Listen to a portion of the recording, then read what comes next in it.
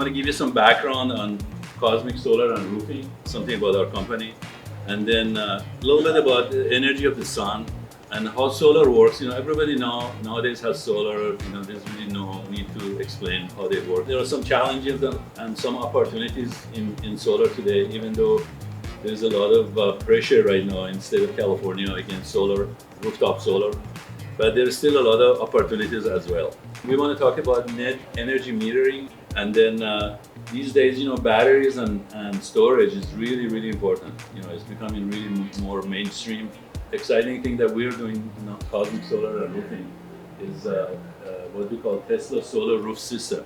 So it's basically a brand new way of doing things. I'll explain a little bit about that. It's basically where your entire roof becomes solar panels, and it's just a beautiful system. First topic, a little bit of background, on how we got into solar and how we got started. Mr. Torabi said, I'm a chemical engineer by education, and I spent many, many years working in corporate America, different companies from Midwest to Northern California to Silicon Valley down here. I came here in 1967. I came to US to go to engineering school, and then those days, if you remember, nobody really came here to study and stay in US. Everybody came here to study, and everybody wanted to go back. This was during the Shah. Iran was going through a huge industrial and technological revolution, and there were, industries from every walks of life you can imagine. Oil company, nuclear, paper, pharmaceuticals, you name it. You could go back to Iran and get a job really easy. So I came here to study engineering. I finished my college. In the meantime, I met this beautiful wife here, Judith. I met her almost right away. So we've known each other for 58 years. We met, and then I finished my engineering degree, and then so I started working as my first engineering job.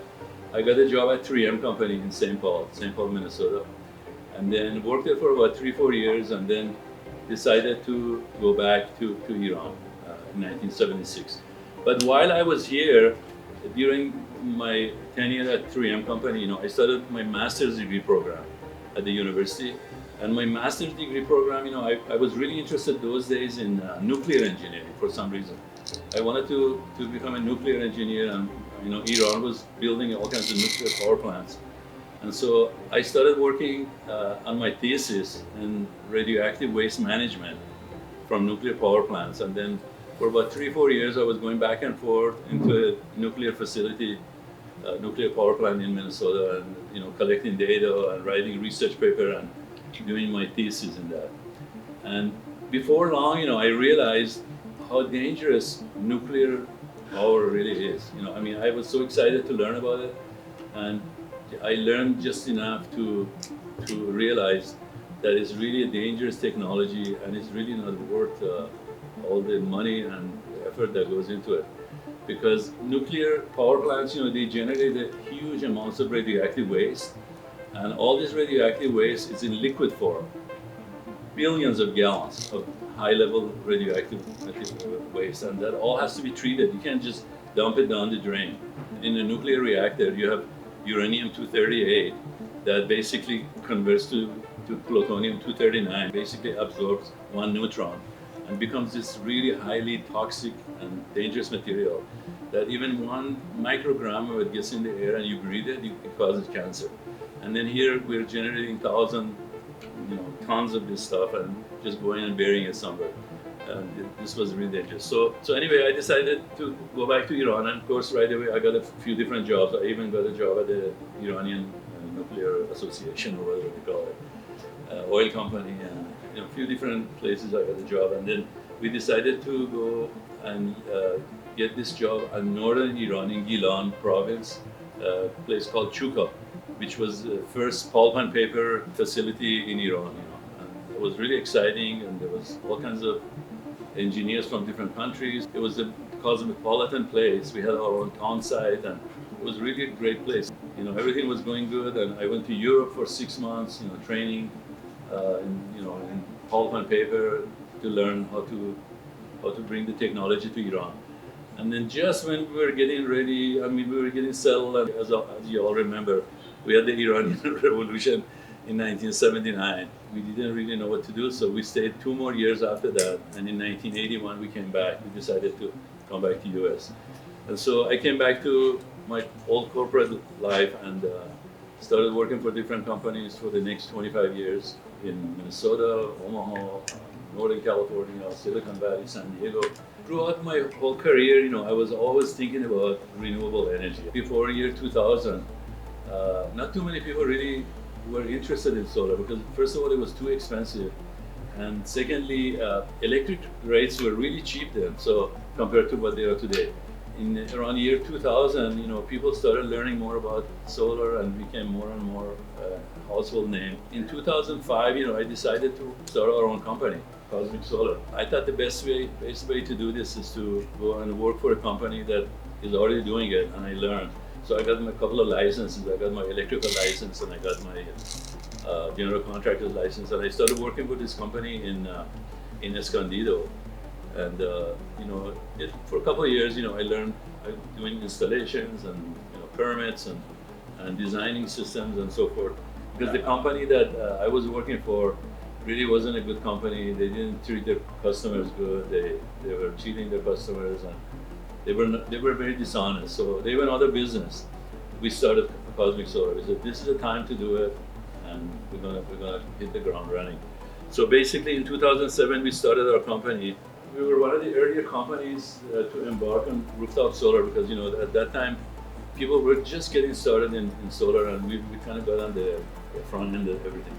Today we service all of Southern California, and over this time, which is about 16, 17 years now, we have almost 7,000 customers and installations in Southern California. So we have lots of customers. We get a lot of referrals. We have a 5-star reputation with hundreds of customer reviews. And then we have all of these licenses. We have electrical license, we have solar license, we have roofing license. We are ranked as one of the top 100 solar companies in the nation, not just in California, in the nation. We design, we service all types of systems. We do pool solar heating, we do photoelectric, we do EV charging. Nowadays we do a lot of batteries and storage systems. We do all types of roofs, ground mounted, carport systems. We do residential, commercial. We have our own service department. Many solar companies have gone out of business because they have so many issues, and so we get a lot of calls from their customers. They need help and to establish our own service department. And then we're also a proud member of AIAP, and we appreciate being involved with them. Just want to show you a few pictures of our installation called roof mount installation. This is one of the jobs that we did actually in Del Mar.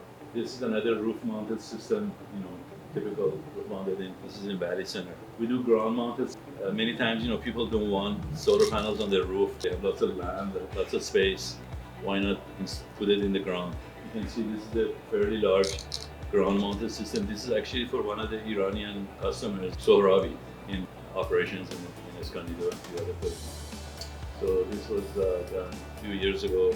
This is kind of what it looks like. Typically under ground rack system, you have to do footings. There's a lot of inspections, and you have to build a structure, sound structure, and there's a lot of wiring. And so we do a lot of ground mounted systems. This is like a typical commercial roof solar system. This is called a ballasted system. You don't do any penetrations on the roof to screw anything to the roof. You put weights, like blocks of concrete. It has to be designed properly so that if you had a strong wind, it wouldn't take off. That's a typical ballasted system. And this is another commercial solar that we did in other gallery. This is also an Iranian fellow, Mr. Hamid Qadiri. He has a car dealership, or he had, he's doing other things now, but he had 2 big buildings. One was in Corona and one was in Murrieta, and we did solar for both of them. So I put my money on the sun and the solar energy. What is source of power? I hope we don't have to wait until oil and coal run out before we tackle that. I always ask people, do you know who said this? And sometimes say, was it Jimmy Carter? Was it Al Gore? Okay, it was actually Thomas Edison. What a powerful thing our sun is. A lot of time, you hear people say, oh, solar doesn't generate enough electricity. We can't just go by solar, and we need fossil fuels and we need nuclear fuels.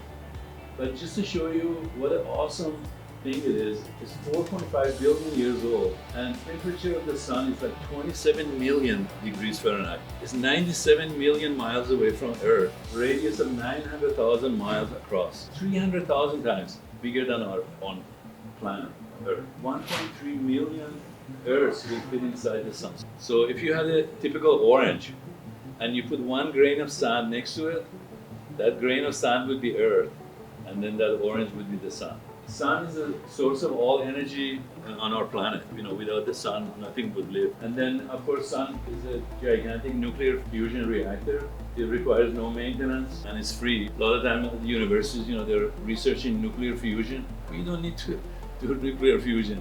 There's already the largest nuclear fusion reactor, and it produces enough energy in 1 second to satisfy the energy needs of our entire planet for the next 500 years.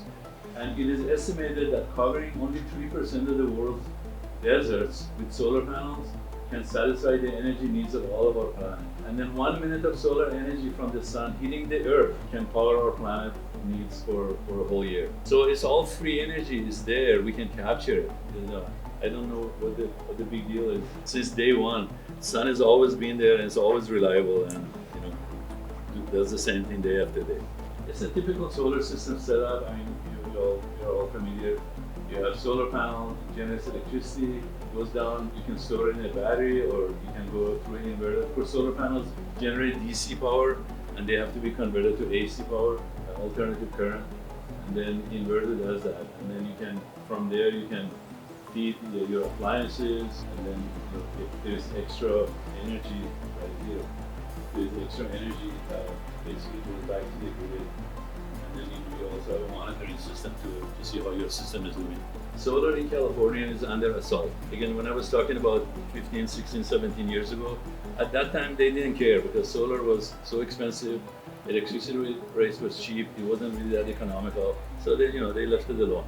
But as years went by, cost of solar started coming down and cost of electricity started going the other direction. There was a point what we call grid parity, where cost of doing solar and cost of electricity from the grid were exactly the same.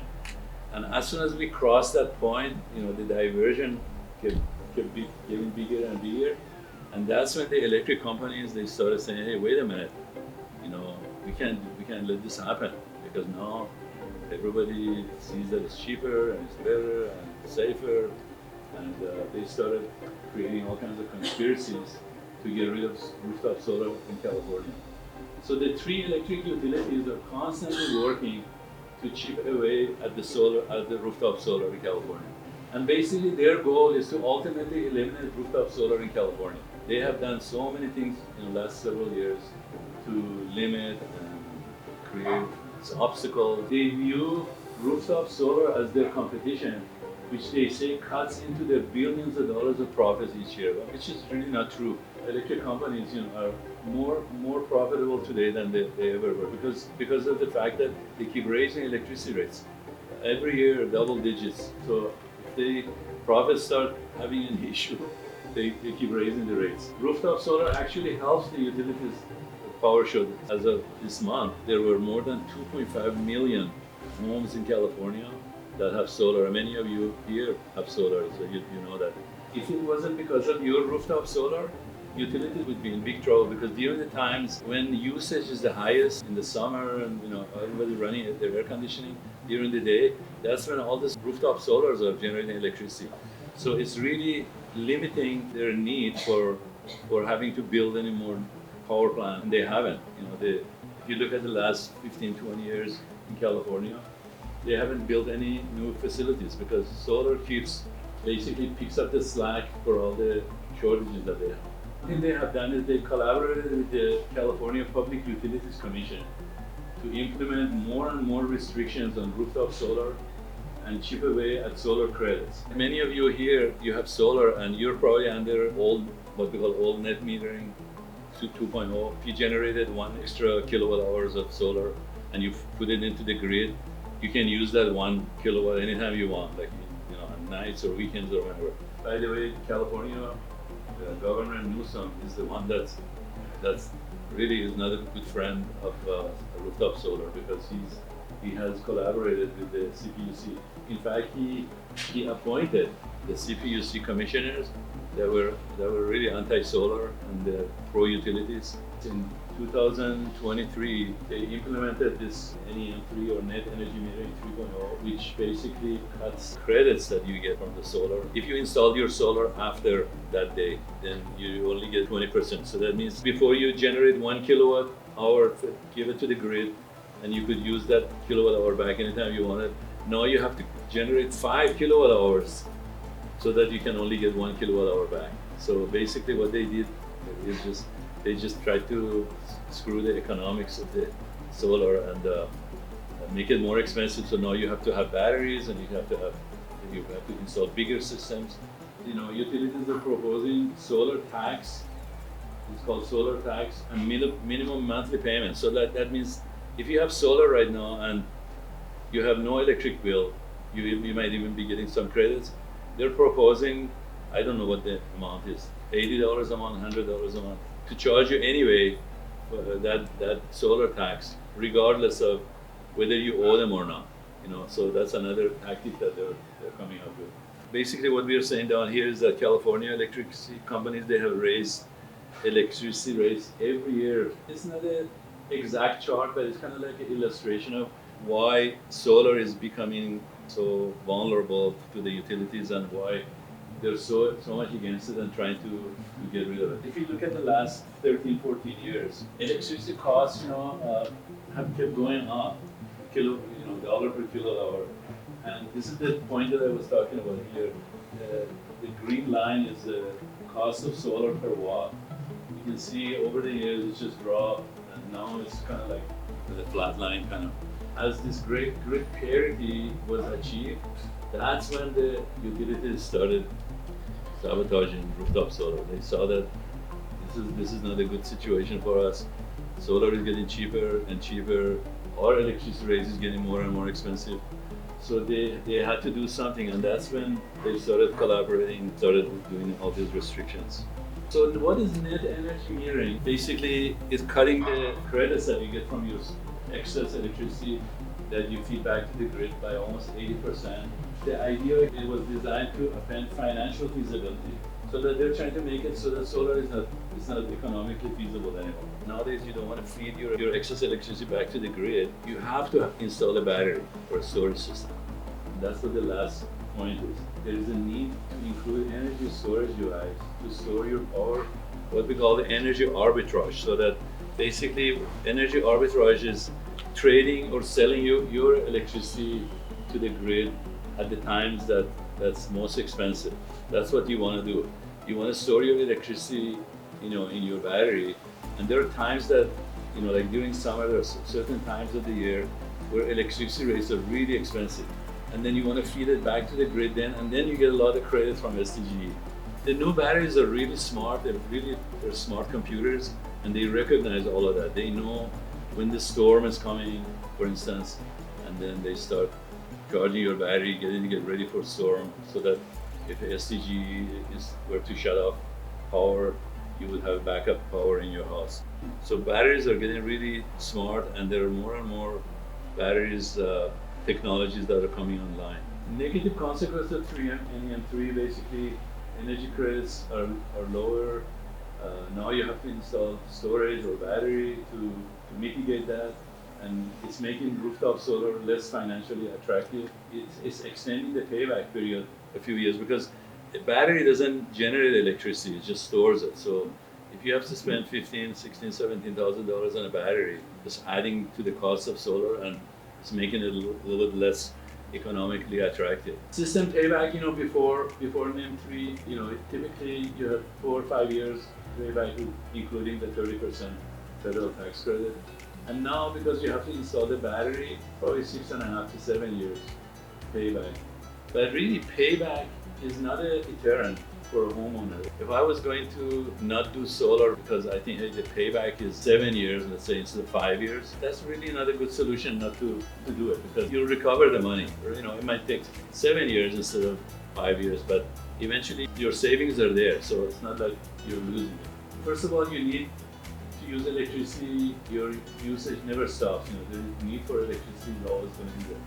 And utilities again continue raising electricity. Payback may be delayed a few years, but ultimately achieved. So instead of 5 years, 6 years, early days in solar, so solar power was really expensive. Sometimes it would take 15, 20 years for you to recover your money. But people still did it, and we did it.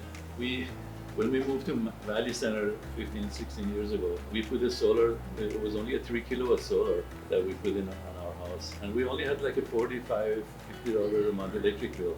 But we spent $33,000 doing it because we believed in it and we wanted to do it, and it's paid off over the years.